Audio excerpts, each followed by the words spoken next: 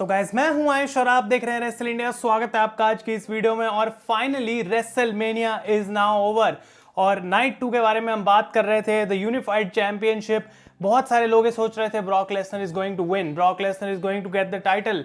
मैंने आप लोगों को बोला था कि स्टोरी लाइन के according it makes full sense कि रोमन रेंस जीते हैं उस मैच को, और बिल्कुल वैसा ही आज हमें देखने को मिला। क्या नाइट 2 रेसलमेनिया की नाइट 1 से बेटर थी? एक आइकॉनिक मोमेंट ऐसी शो के अंदर देखने को मिली जो शायद हमें वापस 90s में लेके चली गई। विंस मैकमैन और stone cold in the same ring आज हमको देखने को मिले हैं। लेकिन आई नो कि इस पॉइंट पे, क्योंकि जस्ट शो खत्म हुआ है, बहुत सारे मिक्स्ड ओपिनियंस फैंस के रहने वाले हैं रोमन रेंस और ब्रॉक लेसनर के मैच के ऊपर। उसके बारे में मैं बात करूंगा। क्या वो actually the biggest match of all time के आसपास भी था? क्या WWE उसको जितना हाइप कर रही थी उसके ऊपर वो डिलीवर कर पाई? क्या उसकी एंडिंग वो थी जो सच में होने वाली थी, क्योंकि एक्चुअली में रोमन रेंस के शोल्डर में कुछ दिक्कत थी? और क्या रॉक वहां पे आए या फिर क्यों नहीं आए, उसके बारे में हम बात करेंगे गाइस। तो आप वीडियो को एंड तक देखते रहे। This is my review for night 2 of WrestleMania. आप लोग अपने ओपिनियंस फटाफट से नीचे कमेंट्स में मुझे दें सारी चीजों के बारे में, और लाइक बटन बिल्कुल भी दबाना ना भूलें। इस शो को स्टार्ट करते हैं ट्रिपल एच, और वो बाहर आते हैं। काफी लंबी उनकी एंट्रेंस थी और वो डिजर्व करते थे एक बार फाइनली कि वो इस क्राउड के सामने आ सकें, उनको अप्रिसिएशन मिल सके, और एक बार वो फिर से वो फील कर सकें कि भाई क्या लगता है ऐसे रेसलमेनिया में आना। तो वो आते हैं यहाँ पे और सबको वेलकम करते हैं रेसलमेनिया में, और साथ के साथ उनके जो रेसलिंग बूट्स हैं वो रिंग के बीच में रख के चले जाते हैं। यानी कि officially now guys eight WrestleMania 38 triple H retire हो चुके हैं, और उसके बाद अब वो कोई मैच नहीं लड़ने वाले हैं। अनफॉर्चुनेट तरीका था जिसकी वजह से ट्रिपल एच को रिटायर होना पड़ा, लेकिन गाइस ये रियलिटी है। लेकिन शो के स्टार्ट काफी अच्छा था, पॉजिटिव नोट था, और ट्रिपल एच को लोग बहुत पसंद कर रहे थे। इसके बाद हमें रॉ टैग टीम चैंपियनशिप का मैच देखने को मिलता है, RK Bro against street profits against the alpha academy. और मैं कहना चाहता हूं कि लोगों ने इस मैच को एंजॉय करा, काफी एंटरटेनिंग है मैच था, और इसमें 3 इंपॉर्टेंट मोमेंट थी जिनको मैं डिस्कस करना चाहूंगा। एक थी मॉन्टेज फोर्ड की डाइव, जो कि उन्होंने लगाई थी ओवर द टर्न बकल, पूरा वही वो कूद के बैरिकेड की साइड में गिरे। उसके बाद चैड गेबल लगाते हैं moon salt outside the ring. लेकिन जो एंडिंग थी इस मैच की वो बहुत ही ज्यादा कमाल की थी, क्योंकि मॉन्टेज फोर्ड टॉप रोप पे थे और रिडल आते हैं एप्रन पे, वो स्प्रिंग बोर्ड करते हैं और ऊपर से भाई आरकेओ लगाते हैं mid air on montage Ford. लोग बिल्कुल पागल हो गए थे उस चीज पे, रिएक्शन काफी बढ़िया आया। और उसके बाद रैंडी ऑर्टन मिड एयर में चैड गेबल को आरकेओ लगाते हैं, पिन करते हैं, और यहाँ पे आरके ब्रो ने अपने टाइटल्स को रिटेन कर लिया है। एक सही डिसीजन था। आई डोंट थिंक कि बाकी दोनों टीम्स इस पॉइंट पे रेडी थी to win the titles at WrestleMania. और अगर हम रैंडी ऑर्टन और रिडल के ब्रेकअप की बात कर रहे हैं तो मे भी उसके लिए WWE भी वेट कर रही है, क्योंकि शायद अभी वो करने की जरूरत ही नहीं है। जब लोग इतना पसंद कर रहे हैं आरके ब्रो को, और कोई टैग टीम ऐसी है नहीं जो टाइटल्स को भी जीत के उस लेवल तक लेके जा सके, तो why not just keep them on RK Bro. तो इसमें गाइस मुझे कुछ प्रॉब्लम थी नहीं। इसके बाद यहाँ पे गेबल स्टीवसन जो कि रिंग साइड पे होते हैं, वो आते हैं सेलिब्रेट करने के लिए यहाँ पे आरके ब्रो के साथ, स्ट्रीट प्रॉफिट्स के साथ। लेकिन चैड गेबल जो है आके सब कुछ रूइन कर देते हैं, वो ग्लास फेंक देते हैं गेबल स्टीवसन का, और उसके बाद गेबल स्टीवसन यहाँ पे एक बेली टू बेली सुप्लेक्स लगाते हैं चैड गेबल को। तो क्लियरली कल भी स्टेफनी मैकमैन ने इंट्रोड्यूस करा गेबल स्टीवसन, आज वो रिंग साइड पे थे, उनको रिंग में आने का मौका भी मिला। तो WWE उनके ऊपर बहुत फोकस डाल रही है, और ये बात क्लियर है गाइस, और हो सकता है कि आने वाले टाइम में वो काफी पॉपुलर भी हो जाए अमंग द WWE यूनिवर्स। इसके बाद ये मैच देखने को मिलता है बॉबी लैशली का अगेंस्ट ओमॉस, और आई थिंक कि इस मैच ने ठीक ठाक काम किया जो इसको करना था। बिल्कुल वैसा ही ये मैच था कि ओमॉस पूरे समय डोमिनेट कर रहे हैं, और बॉबी लैशली को कोई सोल्यूशन ढूंढना है कि आखिर वो कैसे ओमॉस को हरा सकते हैं। तो वो सुप्लेक्स एक बार ट्राई करते हैं, वो सक्सेसफुल नहीं थी। सेकंड टाइम में बॉबी लैशली सुप्लेक्स कर देते हैं ओमॉस को, उसके बाद स्पीयर लगाते हैं 2 बार, and it defeats Omos at WrestleMania. Predictions में मैंने यही बोला था कि इस विन की बॉबी लैशली को ज्यादा जरूरत है, क्योंकि अब आने वाले टाइम में हो सकता है कि उनको कुछ मेजर फ्यूड के अंदर WWE इन्वॉल्व करने की कोशिश करे। तो इंटरेस्टिंग रहेगा देखना, but Bobby Lashley defeated Omos tonight. इसके बाद प्रोबेबली ये फर्स्ट जो इतनी एंटरटेनिंग चीज थी पूरे शो के ऊपर हमें देखने को मिली, और फिर से ये चीज वो थी जिससे एक्सपेक्टेशन शायद उतनी नहीं थी, पर इसने ओवर परफॉर्म करा। And this was Sami Zayn versus Johnny Knoxville anything goes match. और यहाँ पे क्योंकि इतने सारे इन्होंने प्रॉप्स यूज करे, उसकी वजह से मैच इंटरेस्टिंग बना। Fire extinguisher, tables, trash cans, air horn, ये सारी चीजें हमें यहाँ पे देखने को मिली हैं। नॉक्सविल जो है काफी कूल तरीके से एक्ट कर रहे थे पूरे मैच में, और यहाँ पे जैकएस फॉरएवर की कास्ट के कई सारे बंदे हमें देखने को मिले, जैसे कि पार्टी बॉय और स्पेशली वी मैन जो रिंग के नीचे से निकल के आते हैं। मुझे पहले लगा क्या ये हॉर्न्स वॉगल है, क्योंकि मैं जैकएस फॉरएवर की मूवीज नहीं देखी हुई हैं। और यहाँ पे आके वी मैन जो बंदा है वही वो बॉडी स्लैम लगाता है सैमी ज़ेन को। तो लोगों ने बहुत ज़्यादा पॉप करी यहाँ पे ऑब्वियसली वी मैन के लिए और पार्टी बॉय के लिए, जॉनी नॉक्सविल के लिए। लोग मतलब बहुत ज़्यादा चीयर कर रहे थे कि हाँ भाई सैमी को हारना पड़ेगा। यहाँ पे माउस ट्रैप वाली टेबल हमें देखने को मिली एंड एट द एंड एक यहाँ पे ऐसा अजीब सा वेपन लेके आते हैं जिससे सैमी ज़ेन को लो ब्लो भी करा गया। तो ओवरऑल ये मैच काफ़ी एंटरटेनिंग चल रहा था। और जब Sami Zayn finally top rope पे एंड में जाते हैं, यहाँ पे बेसिकली एक बटन होता है जॉनी नॉक्सविल के हाथ में जिससे वो रिंग पोस्ट का पायरो चला देते हैं।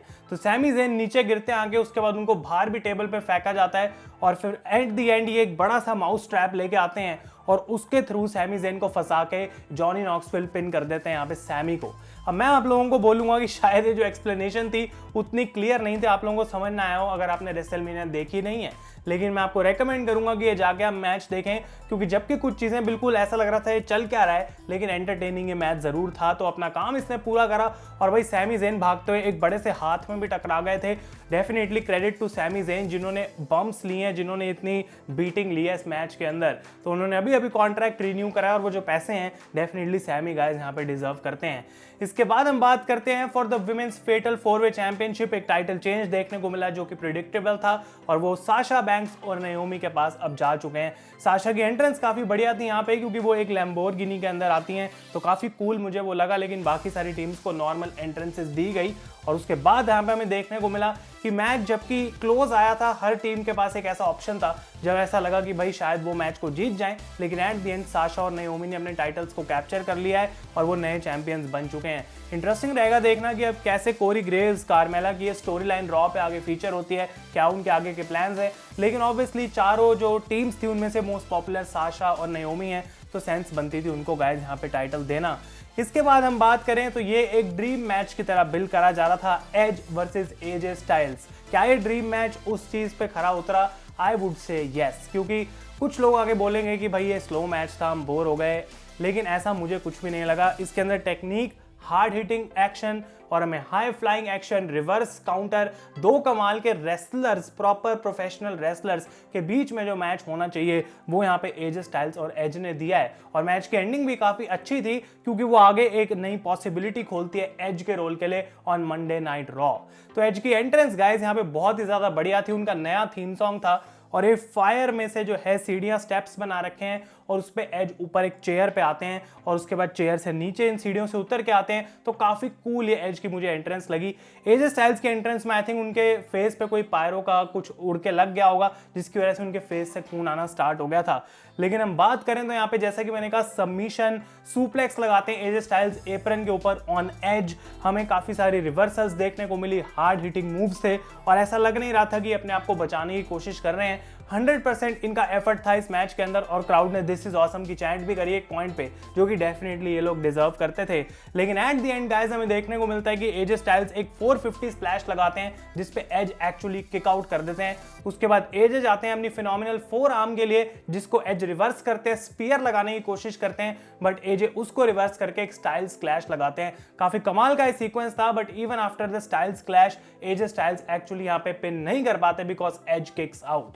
उसके बाद फाइनली एजे स्टाइल्स फिर से फिनोमिनल 4 आर्म के लिए जाते हैं, लेकिन इस बार रिंग साइड पे खड़े होते हैं डेमियन प्रीस्ट और ये पता नहीं था कि क्यों हो रहा है, लेकिन ये एक डिस्ट्रैक्शन बनी एजे के लिए। और जैसे वो स्प्रिंग बोर्ड करके हवा में उड़ते हैं, यहाँ पे एज उनको मिड एयर स्पीयर लगा देते हैं and Edge wins the match. और मैच के बाद पता लगा कि डेमियन प्रीस्ट एक्चुअली में एज के साथ आने वाले हैं और इन दोनों ने भी अपना एक टीम बना ली है काइंड ऑफ, जो Monday Night raw pay feature होगी।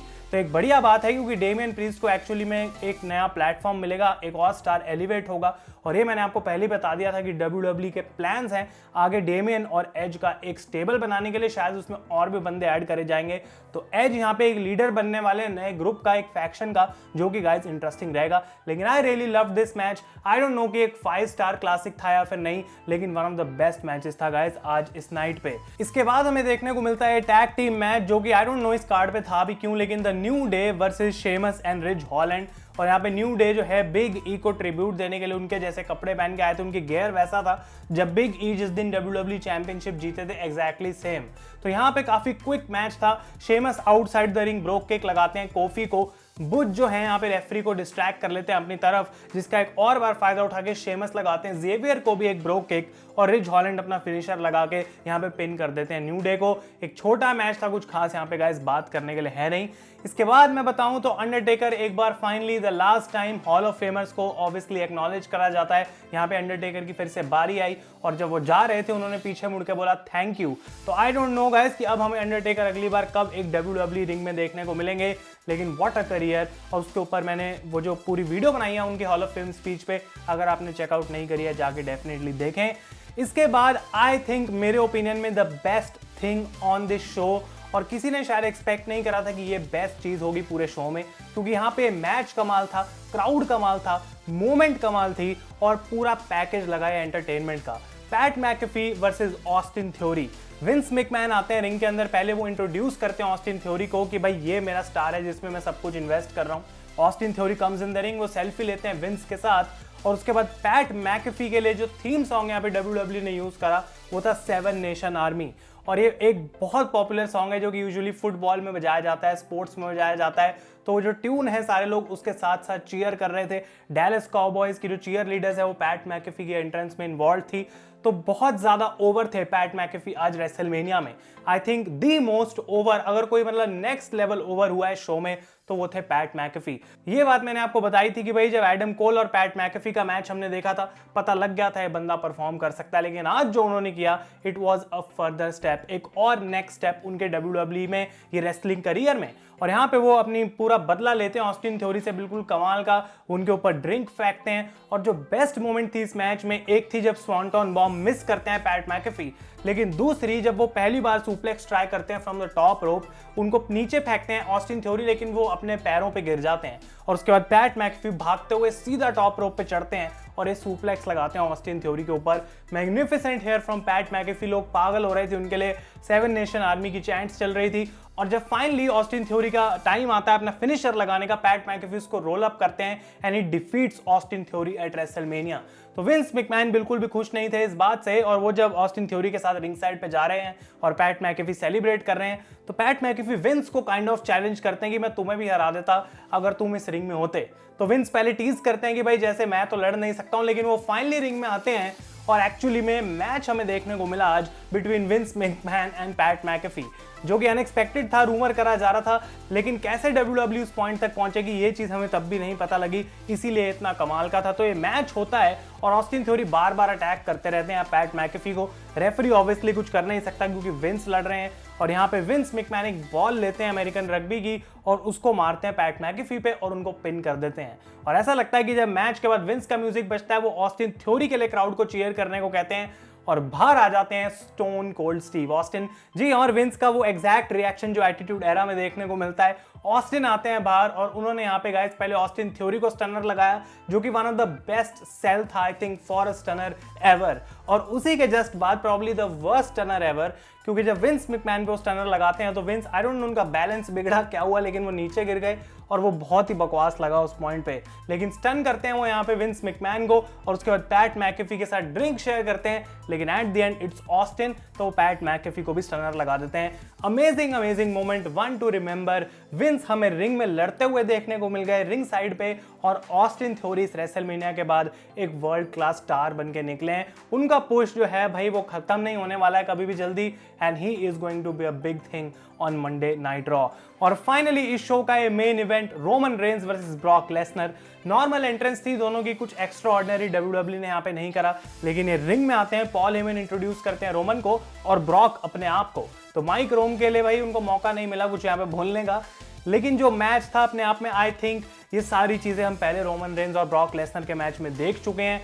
रोमन रेंज स्पीयर लगाते हैं through the barricade on Brock Lesnar, suplexes, belly to bellies, Superman punches, F5 जिस पे रोमन रेंज किक आउट भी कर देते हैं, उसके बाद बार बार स्पीयर लगा रहे हैं यहाँ पे ब्रॉक लेसनर को रोमन रेंज। तो ये एक कॉमन थ्योरी है इनके मैच की जो कि हमने इतने टाइम में देखी है, और वही चीज WWE ने आज भी करी थी। आई डोंट नो कि उनके पास क्या इसके अलावा कुछ करने के लिए था भी, लेकिन इसका मतलब ये नहीं है कि ये मैच बेकार था। It was a great match, और आई डोंट नो, लेकिन ऐसा लग रहा था कि क्राउड की भी एक्सपेक्टेशन यही है कि Brock is going to win, जबकि मुझे पता था कि रोमन रेंज जीतने वाले हैं। बस थोड़ा मुझे अजीब ये बात लगी कि एंड में ब्रॉक लेसनर अपनी कमोरा लॉक लगाते हैं रोमन पे और उनका शोल्डर शायद पॉप आउट हो गया था। तो पॉल हेमन को बोल रहे होते हैं my shoulder is out, my shoulder is out, लेकिन वो उठ के एक स्पीयर लगाते हैं ब्रॉक को और क्लीन उन्होंने हरा दिया यहाँ पे। आई थॉट कि शायद 15-20 मिनट और बचे हैं, अभी तो बहुत कुछ होने वाला है, या फिर अगर मैच जल्दी खत्म हो गया तो कुछ एंडिंग में देखने को मिलेगा, but that was the ending for WrestleMania. अब आई डोंट नो कि क्या ये मैच जल्दी खत्म हो गया क्योंकि शायद रोमन को एक इंजरी हुई है, क्योंकि उनको काफी दिक्कत हो रही थी टाइटल लिफ्ट करने में भी, और क्लियरली दिख रहा था वो अपना शोल्डर वापस जो है वो डालने की कोशिश कर रहे हैं सही जगह पे। तो रोमन गॉट हर्ट, जो कि अच्छी बात नहीं है, but the ending is and the reality is that he is the unified champion. और अब क्या करेगी WWE इन 2 टाइटल्स के साथ, आई हैव नो आइडिया, लेकिन Brock Lesnar is no more the WWE champion. और रॉक का जो लोग इंतजार कर रहे थे इंक्लूडिंग मी, वो हमें देखने को नहीं मिला, एंड मे बी WWE उसको अभी इतनी जल्दी टीज नहीं करने वाली है, लेकिन नेक्स्ट ईयर के लिए हम जानते हैं कि वही उनका मेन प्लान है, the rock versus Roman Reigns eight WrestleMania 39। तो क्या आप लोगों को लगता है कि जो नाइट 2 थी वो बेटर थी नाइट 1 से? मुझे अपने ओपिनियंस कमेंट से बताएं। और भी वीडियोस आएंगी जिसपे आज हम डिस्कस करेंगे कि आखिर अब क्या हो सकता है आगे आफ्टर रेसलमेनिया। तो गाइस ये था मेरा रिव्यू। अगर वीडियो पसंद आए इसे लाइक करें। तब तक के लिए thank you so much for watching. मैं हूं आयुष और आप देख रहे हैं रेसल इंडिया।